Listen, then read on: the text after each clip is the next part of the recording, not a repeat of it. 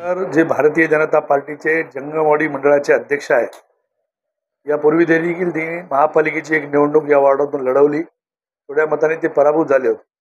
पण तो एक जिद्दी, मेहनती आणि पक्षासाठी सदैव सक्रिय असलेला पदाधिकारी आणि कार्यकर्ता आहे.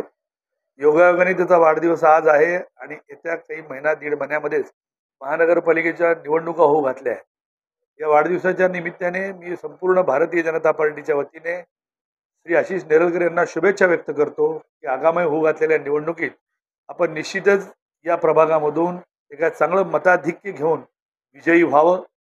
गेली 5 वर्ष किंबहुना त्यापेक्षा जास्त तो सातत्याने जनतेच्या संपर्कात आहे. अयोध्ये येथील प्रभू रामचंद्राच्या प्राणप्रतिष्ठा सोहळ्याच्या निमित्ताने नांदेडमध्ये जो सगळ्यात मोठा भव्य कार्यक्रम या ठिकाणी झाला, ते आमचे सहकारी मिलिंद देशमुख आणि आशिष नेरळकर या दोघांनी फार सुंदर असं आयोजन त्याचं केलं होतं. त्याच्यामुळे तमाम नागरिक, बंधू भगिनी, युवक युवती आणि वृद्ध ज्येष्ठ नागरिक या सगळ्यांसाठी विविध उपक्रमाच्या माध्यमातून जनतेच्या सेवेत तत्पर असणाऱ्या आशिष नेरळकरांना आपल्या माध्यमातून मी अभिष्ट चिंतन करतो. त्यांना खूप खूप शुभेच्छा देतो.